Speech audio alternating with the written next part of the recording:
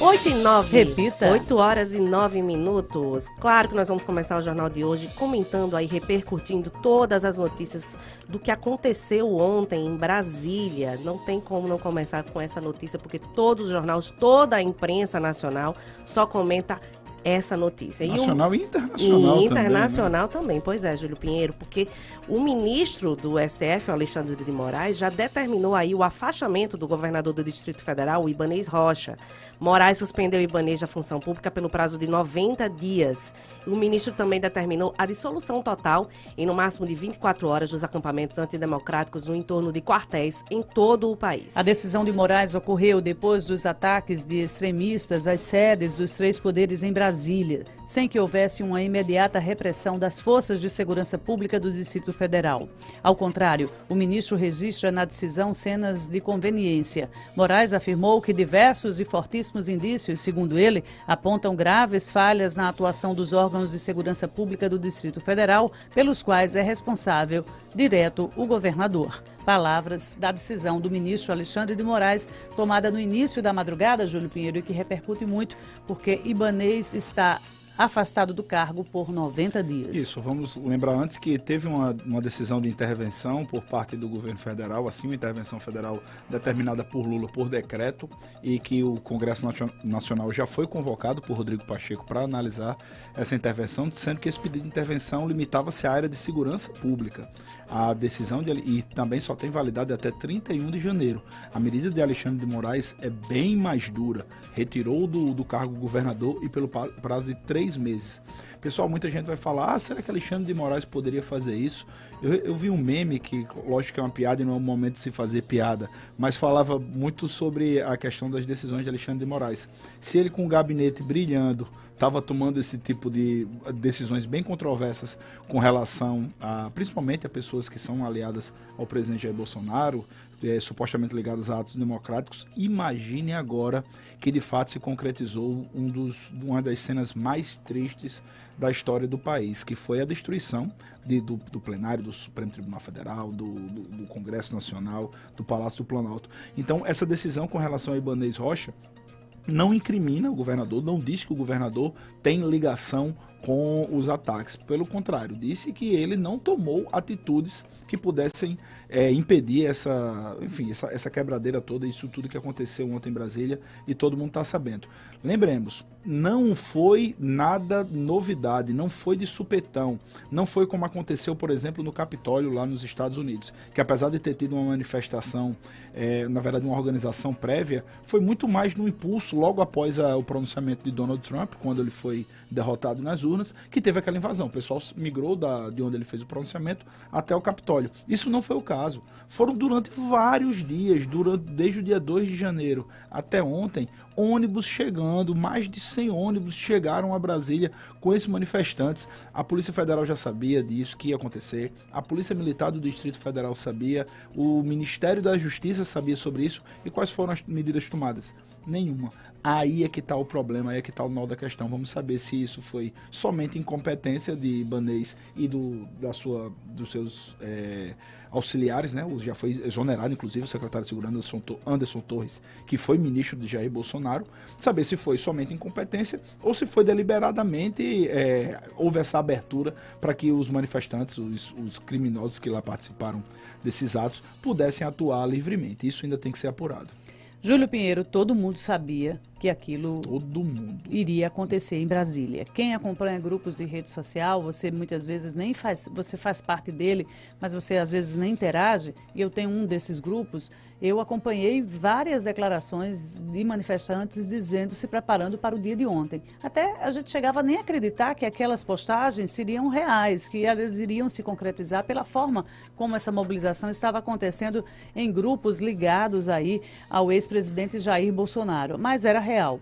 E se a gente sabia, as forças de segurança em Brasília, sejam elas ligadas ao Distrito Federal e também as forças federais que estão ligadas ao governo federal, elas teriam que ter impedido a entrada daqueles manifestantes, porque foi um ato anunciado. Foi uma tragédia anunciada. O Brasil inteiro sabia pelas redes sociais que esse grupo estava se organizando. O que a gente não imaginava foi a proporção de que como o fato transcorreu em toda a tarde de ontem, a partir das 3 horas da tarde, e que chocou o país, e quando a gente viu toda a Praça dos Três Poderes, os símbolos das casas políticas do nosso país sendo invadidas por vândalos que destruíram tudo. O rescaldo a gente vai trazer daqui a pouco, os números que ainda estão sendo contabilizados do dia seguinte, pós a invasão dos manifestantes no dia de ontem em Brasília. Foi uma sequência de erros que teve o comando, teve à frente o governador, que é o responsável pela segurança de toda a área da esplanada, o governador Ibanez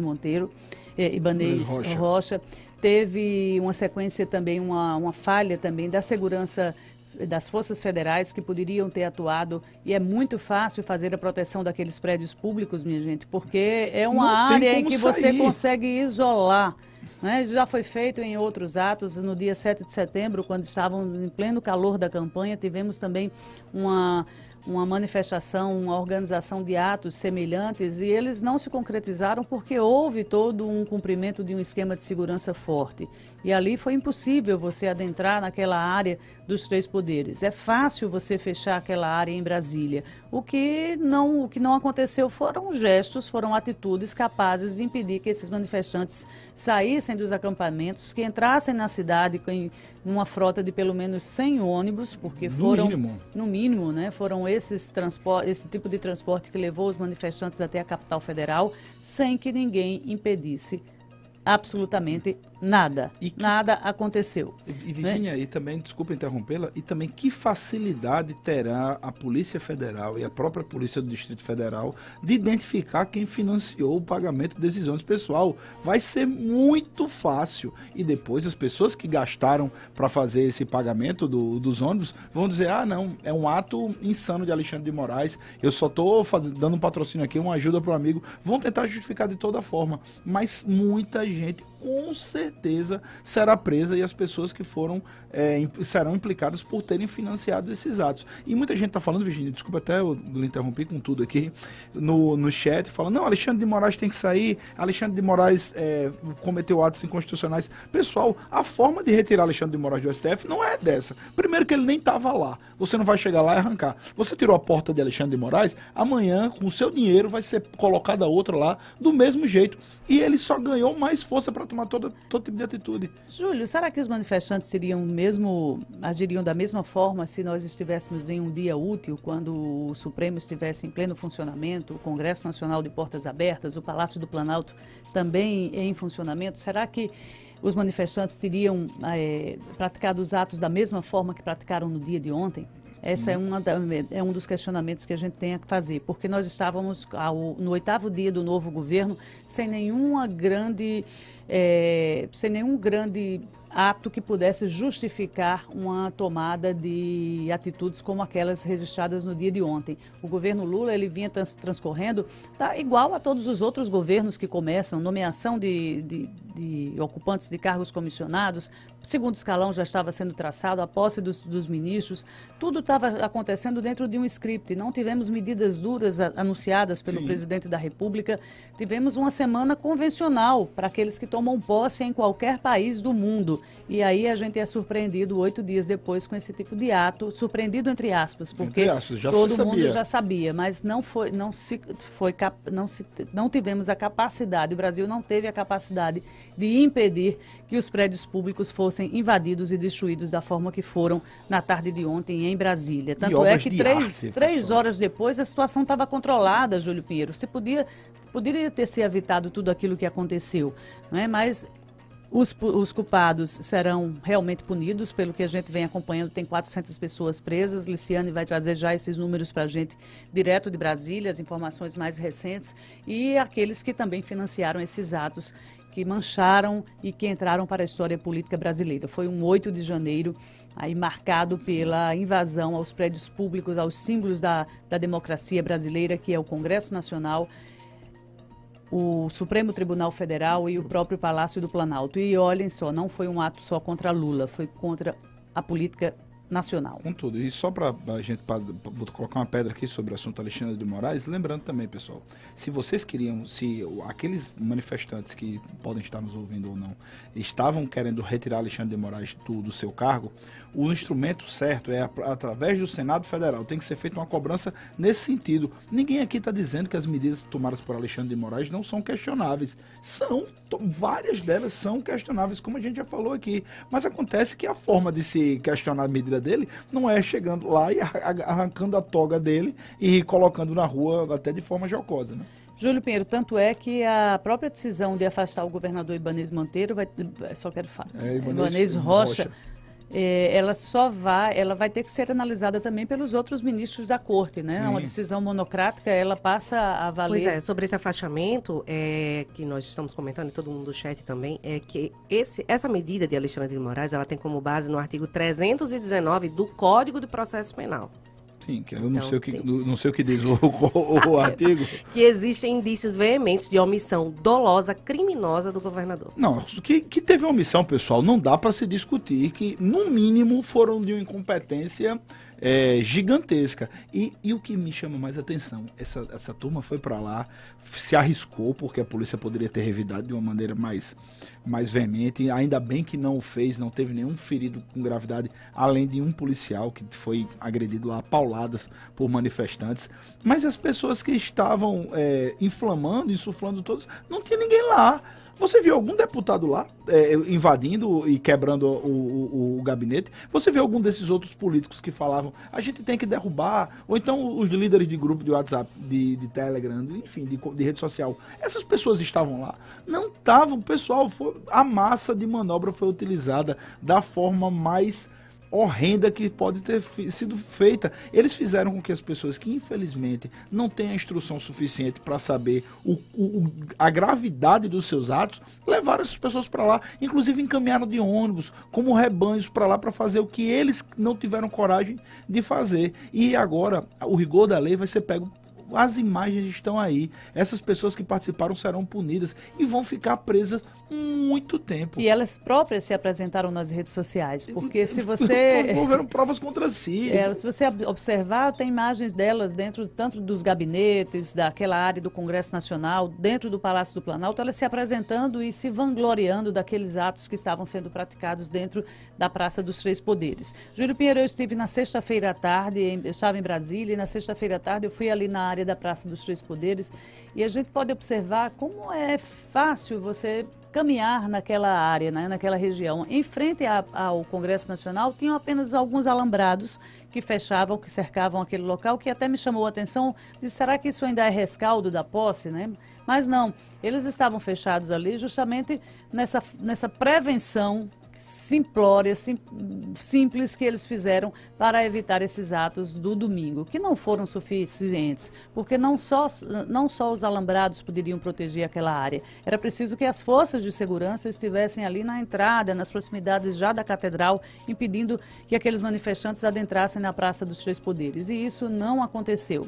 Se na sexta-feira à tarde estava dessa forma, permaneceu no sábado, no domingo, porque eles saíram muito facilmente ali daquela área do shopping, que você sai da rodoviária de Brasília em direção à praça, sem ninguém interromper nenhum deles até a chegada do Palácio do Planalto, que dá mais ou menos 1,5 km de distância. Então, Virginia, eles fazer caminharam... a ordem cronológica. E Virginia, aí, perdoem vocês que estão nos ouvindo pelo rádio, mas aqui no YouTube a gente está vendo algumas imagens, inclusive a imagem da agressão, uma imagem pesadíssima, agressão contra um policial. É triste de ver, imagina a família desse policial que está lá sofrendo, o que estava pensando com relação a ele, né? O risco de estar entre pessoas que não são criminosos de andar armado, de praticar assaltos, mas que estão cometendo um crime gravíssimo, como foi o de ontem. 8h24. Repita. 8h24. Vamos fazer uma ordem cronológica dos fatos, o que aconteceu? Vamos lá.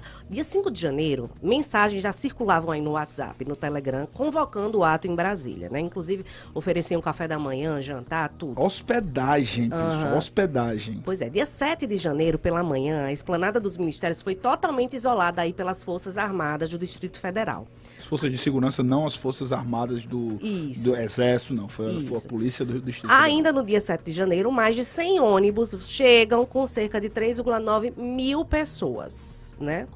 Aí no dia 8, o grupo se concentrou na sede do quartel-general do Exército, que fica a 7,9 quilômetros da Praça dos Três Poderes. E que tinha somente 200 pessoas na virada do ano, tinha aproximadamente 200 pessoas em frente ao quartel logo no início desse ano. Né? Pois é, e depois eles desceram no eixo monumental até a esplanada dos ministérios a pé, mais de 1h30 aí de caminhada. Escoltados pela polícia militar e andando no contrafluxo da via. Exatamente.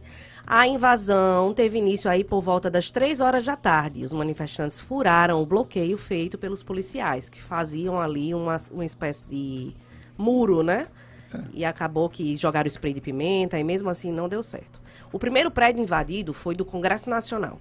Aí eles enfrentaram os policiais que mantinham o bloqueio na área, subiram a rampa do Congresso e em seguida tomaram as famosas cúpulas ali do Congresso. Depois, um grupo se dirigiu ao Palácio do Planalto e invadiu o prédio. Os policiais formaram uma barreira, mas não deu certo também. E em seguida, o Supremo Tribunal Federal foi invadido e teve aí o plenário depredado. As forças de segurança tiveram que entrar em ação para conter os manifestantes. E aí, 2h30 depois, foi possível controlar toda aquela massa que tomava conta dos 3 prédios do Supremo Tribunal, do Congresso Nacional e do Palácio do Planalto. 2h40 depois já se começava a se controlar a situação lá no Supremo, que foi o prédio mais destruído, porque o plenário do Supremo Tribunal Federal foi destruído pelos vândalos que invadiram a sede a maior corte do país, a principal casa da justiça brasileira. A imprensa fala que o governo do Distrito Federal, ele meio que ficou de surpresa, porque eles não esperavam que isso fosse acontecer. Tem um áudio circulando na internet, até do governador, falando com o chefe da polícia, né, dizendo que o ato era extremamente pacífico. Isso há 1 hora antes do que aconteceu, né, das invasões. Então, meio que a imprensa também foi pega de surpresa, né, com tudo isso que aconteceu lá em Brasília, porque não se esperava que fosse chegar a esse ponto de realmente invadir.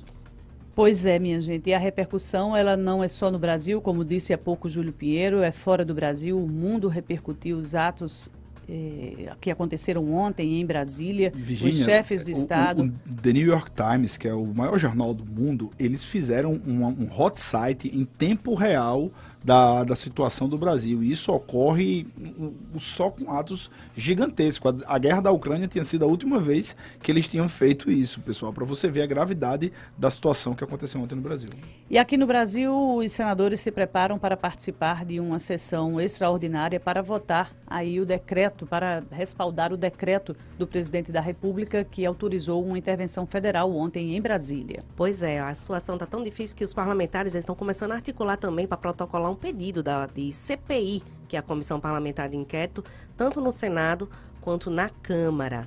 O pedido seria aí a pedido da Soraya Tronic, que já fez até uma proposta de requerimento para a abertura e apurar os ataques no Congresso, no Palácio do Planalto e no Supremo Tribunal Federal. Essa CPI, se ela vier a ser instalada, só a partir do dia 1º de fevereiro, com a nova Casa Legislativa, com a nova composição. Então as assinaturas têm que ser colhidas só depois de 1º de fevereiro para que ela tenha validade. E lembrar também, pessoal, apesar da CPI ser algo importante, a gente teria uma politização desse tema desnecessária e até que seria nociva para a própria investigação, porque isso não tem que ter nenhum espírito político de lado A e lado B nessa investigação. Tem que ser algo realmente criminoso. Tanto que a gente viu condenações de todos os lados, inclusive as pessoas que são apoiadores de Jair Bolsonaro, que são contra o resultado das eleições, muitos políticos, inclusive os aqui do Rio Grande do Norte, reprovaram e repudiaram o que aconteceu no Congresso Nacional. E se algum político participou diretamente dessa ação e se vier a ser comprovado, isso através das investigações que vão acontecer a partir de hoje, esses políticos eles podem até perder o mandato se for o caso. Não há proteção para esse tipo de atos praticados por políticos. Nós vamos fazer a repercussão da bancada federal aqui do Rio Grande do Norte, porque nessa composição estão integrantes que estão muito ligados aos movimentos, como é o caso do deputado federal Girão, que já se pronunciou, a gente vai trazer em instantes, mas ainda na manhã de hoje, depois da publicação da convocação extraordinária do Senado. A expectativa é que o presidente do Senado, que estava fora do Brasil, Rodrigo Pacheco, que ele marque essa sessão para as primeiras horas de amanhã. Pode ser uma sessão online, virtual, ela não precisa ser presencial. Até 24 horas, pode ser hoje já, né? Ele só retorna ao Brasil no dia, às 18 horas, ele está chegando em Brasília, o presidente do Senado. E isso deve acontecer com a presença dele na capital federal. E pode ser de forma virtual, até porque o Congresso está destruído, minha gente, né? São as áreas públicas, as áreas onde passa a maioria do público lá dentro do Congresso, o Salão Verde, as outras áreas, elas foram totalmente danificadas pelos atos de ontem em Brasília. Então é preciso que realmente essa sessão aconteça e deve ser de forma virtual para que o decreto do presidente da República que determinou a intervenção federal na área de segurança pública em Brasília até o dia 31 de janeiro seja votada. Já o afastamento do governador Ibanez, ele vai depender, ele está afastado, mas vai precisar de uma decisão do Pleno, né, dos outros ministros do Supremo Tribunal Federal. Que só poderão se reunir virtualmente, aliás, porque ali está destruído mais ainda. Essa mudança em relação às decisões monocráticas foi tomada recentemente pelo Supremo, né? Foi uma das alterações que houve no final do ano de 2002, para que elas não fossem tomadas exclusivamente por uma única pessoa. Elas têm que ter o respaldo de toda a Corte. Então, o caso Ibanez vai passar pela avaliação dos outros ministros. E rapidamente, Virgínia e Lícia, aqui o Tiago Pinto, que a gente agradece a participação, ele está lembrando também que teve vídeos de um carro, uma viatura da polícia que passou por cima de manifestantes. E é verdade, eu vi esse vídeo e é um vídeo assustador. O carro perseguindo pessoas que estavam lá, correndo atrás. É um vídeo da Polícia Militar de ontem. Na verdade, não sei se é Polícia Militar ou Polícia Legislativa, mas um carro da polícia que estava praticando isso. E outras pessoas dizendo aqui que o policial foi agredido porque colocou o cavalo para cima dos manifestantes. Pessoal, não foi bem assim não, tá? Mas a gente não precisa se alongar nesse assunto não. Deixa para depois, as imagens falam por si. 8h31. Repita. 8h31. E o senador Rogério Marinho se manifestou